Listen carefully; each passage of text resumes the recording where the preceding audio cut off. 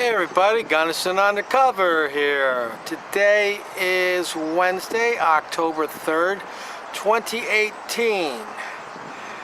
And this message is for our residents of Englishtown. We're going to start a new series. We're going to call it the Real Stories of the Englishtown Police Road Pirates. Something along that line. I put these videos out and I had a couple people tell me stories of nightmares of things that happened when they got pulled over by the road pirates at Englishtown. And let's just remind everybody who the chief is, the acting chief. He's acting like a chief. We're not too sure yet what his story is, but we're going to look into it. But his real affectionate nickname is Old Buccaneer Pete. He heads up the pirate department. So there was a story on here that somebody posted. And it's a very sad story. It's a very sad statement on the officer that did this motor vehicle stop. Very sad to think that they're that cold-hearted and can do this to other human beings. But this is, I'm assuming it's real. The story's just too detailed about everything. So it's on the video I put out on one of the Englishtown ones, and it's posted by the screen name of April Rain, R-E-Y-N. And let me just read to you what it says. Oh, let me just share my experiences with Englishtown. Stopped at stop sign directly across from the PD. Had started snowing, so I cleared my windshield by manually swiping it once. As soon as I turned the corner, making a right, the police car that was in the driveway put his lights on and pulled me over, told me he was citing me for using windshield wipers without the headlights on. And mind you, I have my headlights on automatic, but it wasn't dark enough yet for them to come on. But I wasn't just using my windshield wipers all the time, I just wiped them once. We were on our way home from Target, where I bought a toilet seat and a dozen roses because it was Valentine's Day. It was me and my 10-year-old son. So then he told me I had an unregistered vehicle. I didn't understand this because I had leased a car in Florida where I lived the year before, and they told me I didn't have to worry about registering it. It was good for the 3-year lease, so I didn't think about it. But he said because I bought the car out of state, I had to register it when I got to New Jersey. I was unaware of this, obviously. So not only did he give me those tickets, he said he was going to tow my car, asked, do you have a ride? And I said, I don't know. He said, you better find one because I'm towing the car.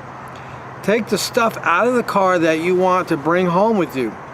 So without even knowing if we had a ride, the cop just towed my car away, and there in the corner stood my 10-year-old son and I, as the snowstorm was now a full snowstorm, holding a toilet seat and a dozen roses. The visual of this is, you know, I'm not making fun of these, but it's just kind of funny.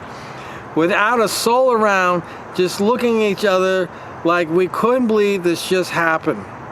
I eventually got a ride from my adult son, who said, what's wrong with you? Everybody knows to avoid Englishtown. Everybody is pulled over here.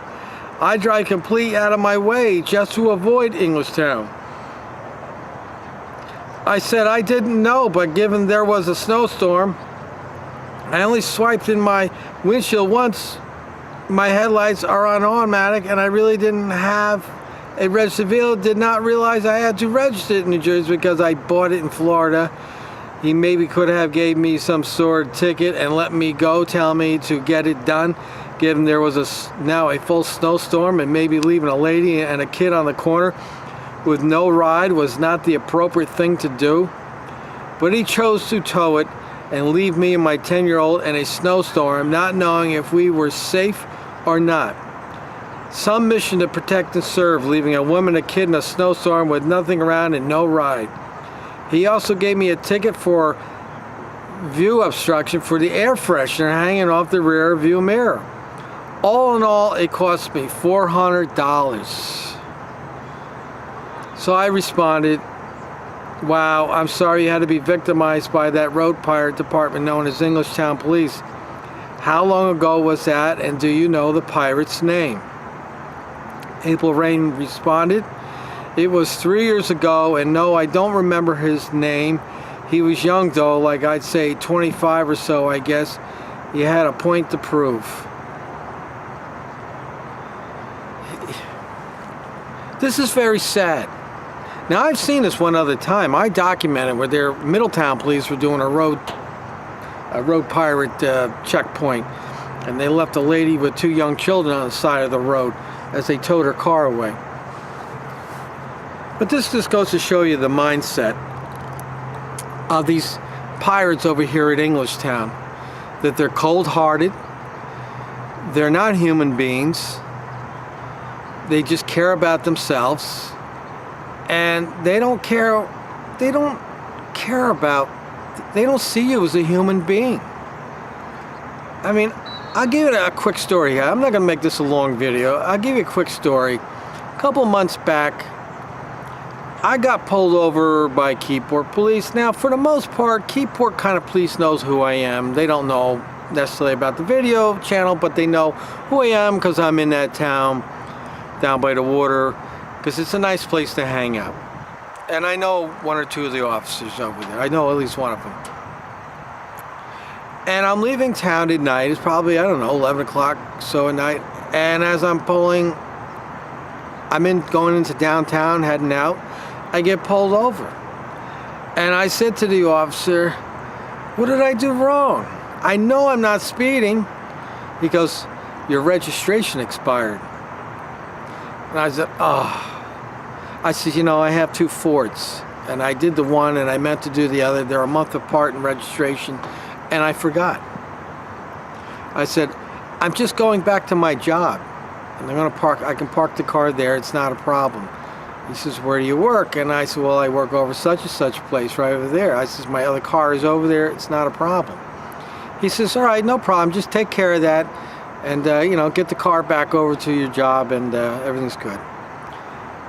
And that was it. I took the car back to work. I switched vehicles. And I was okay. And the next day I went down to motor vehicles and I registered the vehicle. I renewed the registration. That's what a good officer does. That's how a good officer handles things, okay?